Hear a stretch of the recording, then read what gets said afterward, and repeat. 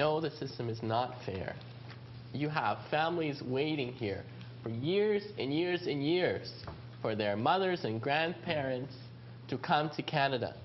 In my campaigning, going door to door, speaking to citizens of Thornhill, I came across one such family who gave me a very tearful, a very serious sort of concerns, where they've waited 18 years for their own parents to come back from their country. What a shame for this government to continue this policy. This is a policy that is wrong. We need to bring more immigrants into this country. We need to ensure that immigrants continue coming. The strength of our country is immigrants. My parents are immigrants. They came to Canada being the greatest country in the world. And we need to continue having this to be the greatest country in the world. We need more people coming from all parts of the world to bring their skills, to bring their knowledge, to bring all the sorts of background that they have.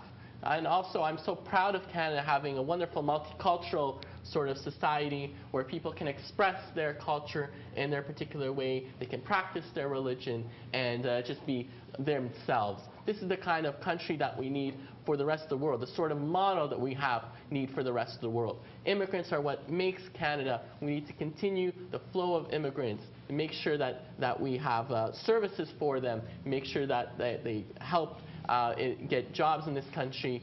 We need to work with immigrants, not abandoning them like this government has. We need to make sure that we have services available for immigrants when they come to this country, when they fall through the cracks. There are so many difficulties in this country for many immigrants when they come. The government needs to involve, needs to ensure that immigrants contribute to this country, needs to do what it can, make sure that money and proper, effective, and efficient services go to immigrants, making sure that they do their best and are part of Canadian society. We need to improve the lot of immigrants in this country. We need to raise immigration. Okay, it's your turn, Dr. Karamok. Thank you. You ask if the policy now is actually fair and effective, and what we might do to tighten the policies to make it more effective for refugees and for immigrants. This, in fact, has been part of my life's work.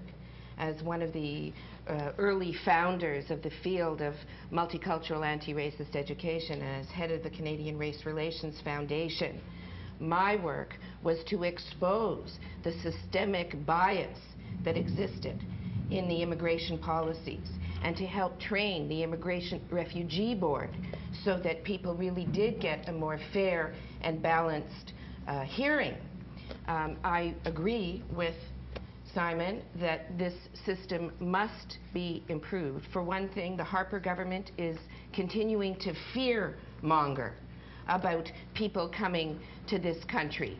And rather than improving the system for immigrants, they are putting more and more barriers. For one thing, when people come from abroad with good credentials, those credentials need to be more effectively assessed by the embassies and visa departments in their country of origin, so that people have not only a more realistic view of what to expect when they're here, but also strategies to access jobs, to access business, and to be reunified with families.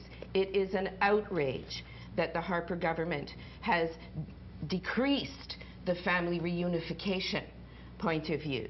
So we do need immigration to this country. We need it to be handled in an unbiased and fair way so that we continue to bring the best and the brightest, and when they come, to actually give them the kind of opportunity that they deserve.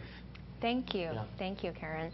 It's time for the 5-minute free debate. I just want to know, why is it that Peter Kent, the MP for Thornhill, is not here to answer our questions and our concerns about immigration?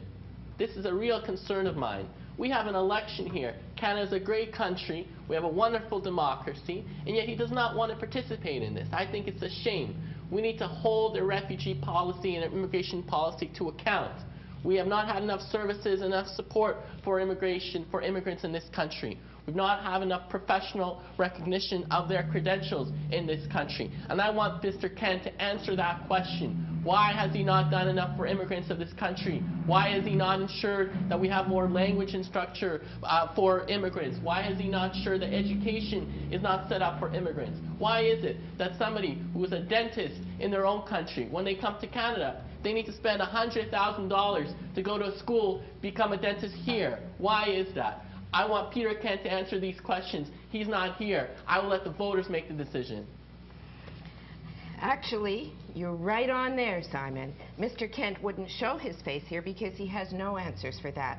His answer could only be, well, the Conservative government, a few weeks before Christmas, eliminated the funding of some of the best immigrant-serving agencies that were teaching English second language, French as a second language, giving immigrants the skills that they needed to be adapted. They just simply cut off the funding. Absolutely outrageous. He would only have answers like, well, instead of making sure that we have an effective refugee policy where we welcome people who are fleeing from war-torn countries the way we have known to be giving people asylum. Instead, the Conservatives are merely projecting the politics of fear and saying, oh, well, we're not going to let people jump the queue, or trying to accuse people of being members of terrorist groups when they're not. And what they want is what all of us and our ancestors wanted when they came to this country: a better life, to be able to make a contribution. Certainly, the Chinese community has made such an outstanding contribution to this country, and many immigrant communities have made an outstanding contribution. Instead, the Conservative government denigrates this, pits one group against the other, gives a little bit of money here in places where they think they can get the votes, and removes outstanding programs for immigrant settlement and refugee settlement. It's outrageous, and the Conservatives should be here to be accountable. Karen, you talk about bias in what you see in the immigration policy and the system. What did you see? Where is the bias? Jason Kennedy just stated recently the immigration level is actually going up. They actually increased the funding. Is that true? What did you see? What's the reaction to that? Well, when they say they increase the funding, I'm sorry, we have not seen the math add up very effectively. This is a government that is actually brought down because they were in contempt of Parliament for the first time in the history of the Commonwealth. Why? Because they won't tell the Parliament how much things are going to cost, whether it's fighter jets or whether it's deployment of troops. And so when he says, well, we have a fair immigration policy, no, I don't see that. I see that their foreign policy and even some of the pronouncements that they will make are designed specifically to get domestic votes. They will cater to different ethnic groups. I mean, I think they tease Mr. Kenney of being the Saris and Samosas approach to multiculturalism.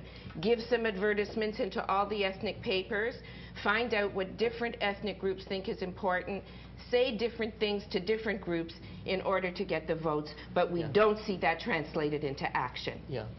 I will add some spice to this debate and say that when the time that I first got involved in politics is in the late 90s, when Thornhill MP Eleanor Kaplan, the chair of Ms. Mock's campaign, was the Minister of Immigration.